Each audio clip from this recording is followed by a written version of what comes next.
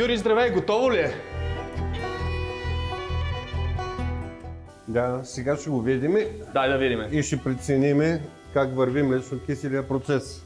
Оформила се нормална подсирка със съответната плътност, Така. което ни позволява да продължим процеса нататък. След колко време това ще се превърне в сирене? В рамките след около 1 час ще бъде вече готово, обработено Да го ядем. и за консумация. Докато изчакаме да те представя на хората.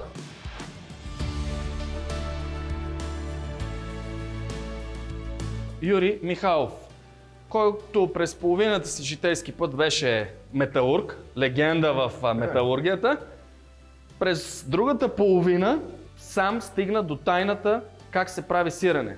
Как става този скок? С много желание, огромно желание и познание, които житейския опит ти дава. В крайна сметка, човек сам пише своята съдба и оставя след себе си хубавите неща, които е създал в живота. Къде се намираме сега? Ние сме си у дома в нашата производствена база. Същата се намира в град Чепеларе. Чепелари. И правиме в момента сирене. Правиме кашкавал. Правиме кашкавал. Кашкавала е вид парено сирене.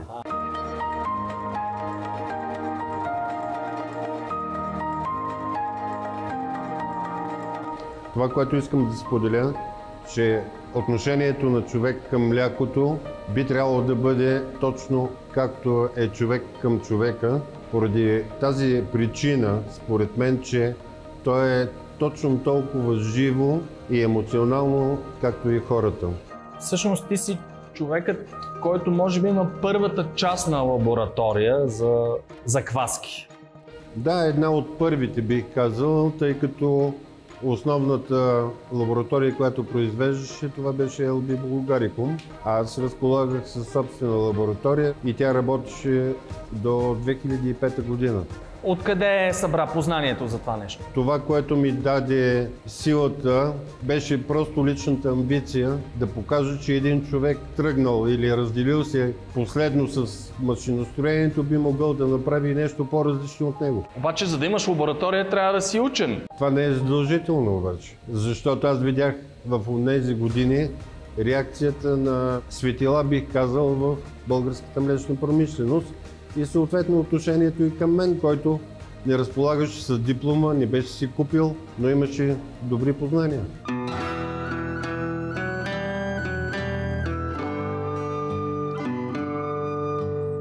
Краси, заповядай тук, където е малко по-хладничко. Доста по-хладничко. Целта е да се поддържа ниска температура, свързана с зрението, съответно и съхранение. Това, с което искам да ви изненадам, е нещо, което... това съм аз. Това искам да правя. Ето, както виждаш, още си стои във формичките. Тук 2-3 мишленци са взимали нещичко. Да. Но ще помоля, съответно... Тлъстия е софийски плъх. Нещичко, нали? Това е бомбонче, нали? Това е бомбонче. Съдържанието за сега няма да го разкривам. Бих искал да кажа своето мнение. Това е нещо изключително интересно. Това И е твърде различно, нали? Отгоре има шоколад, а вътре Вътре какво е това сега? Трябва ли да издам какво е съдържанието? Ще трябва, защото хората са, като го видят, че го ям това. Съдържанието на бомбона е шоколад, масло и овче кашкавал, който е на 2 години и половина зрелост. Велико. За мен бих казал, че света на млякото е огромен. Няма ограничение кой какво би могъл да сътвори от мляко.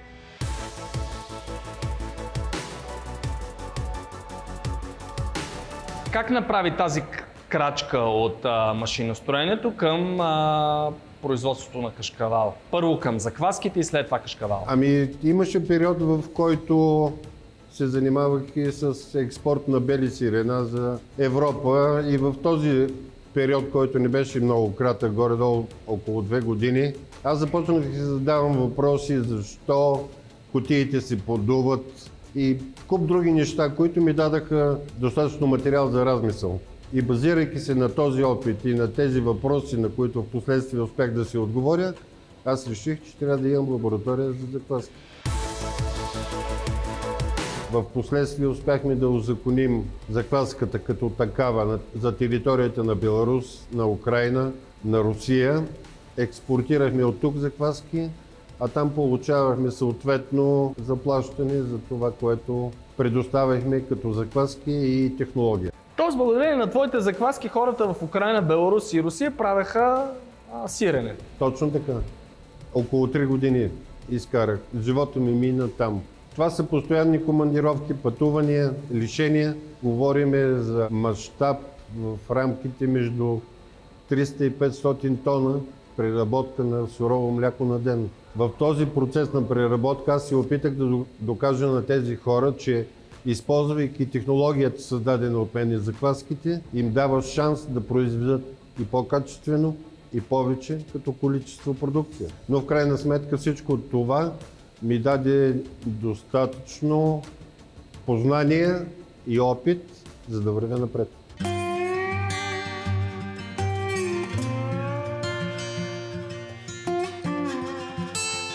Преди да започнеш с закваските, след това с кашкавала, си бил в металургията. Какво означава това? Работих в авиоремонтен завод Пловдив, ремонт на двигатели, по-точно на турбини. Моя баща лека му пръст работеше в авиацията. Може би това е дало старт на моята трудова кариера, но в последствие реших и промених това нещо. Работил съм като монтажник при изграждане на халета, работил съм като стругар, фрезист, шлайфист. Отделил съм на автомобилния спорт 12 години, така че една богата биография. В автомобилния спорт, какво означава това? Да, до 1991 година механик, навигатор и пилот по високопланински. Един от най-хубавите периоди, защото човек се научава на абсолютен ред дисциплина и отговорност. Слада състезавала ли си? Основно. Но тя е автомобил, който не трябва да се подценява. Ще кажа един спомен от рали Шумен, когато на един прав участък скоростомера показваше 180. Как се чувства човек в лада, която върви 180? Ако трябва сега да я карам с тази скорост, не бих го направил. Тогава сме били млади и луди.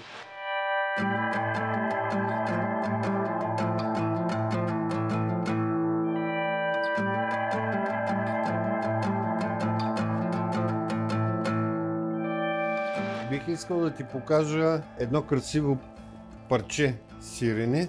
Ето, както виждаш, има си благородната плесен, старост, която предполагам, че можеш да усетиш, имайки на предвид цвета на този тип сирене.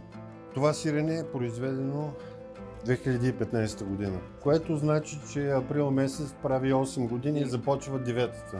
Смело мога да кажа, че това е един от най-старите видове сирена, които има на българския пазар. Това е моята гордост. Друго, което мога да ти покажа, е ето този вид, в който е смесен вкуса на сирене и сушени череши, българско производство. С лек привкус на плодове и богат аромат на сирене.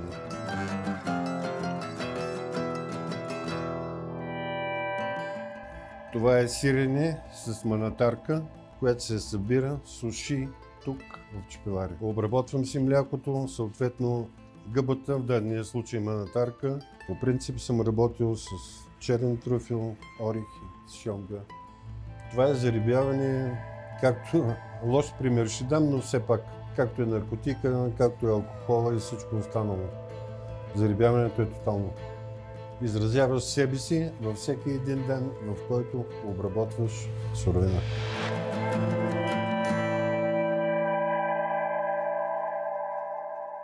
Фирмата ми 1991 и 1992 година достигна до обороти около 18 милиона. За онези години? Да, за онези години. И съм работил винаги самичък. Започнах, или може би съдбата ме намери, за да ми помогне да започна да се занимавам с експорт на бели сирена и кашкавали. За Германия, за Франция, за Македония, за Сърбия. Това, което си изкарал в този период, аз съм го инвестирал в отглеждането на синовете ми, в семейството и така нататък. Тоест винаги съм бил далеко от показност и каквото и ще да е друго. Защо не го разви това? Тогава си бил първи. Да, един от първите. Един от първите. Защо не стъпи точно на тази основа и сега да си монополист? Не бих искал да бъда такъв. Плюс това, между легалния и нелегалния бизнес, крачката е много малко. Винаги съм постъпвал, може би както трябва, или поне възпитанието ми ме задължаваше да постъпвам по този начин. Честен бизнес. Изкарваш си парите с работа. Аз даром не съм получил нищо, така че живота е красив.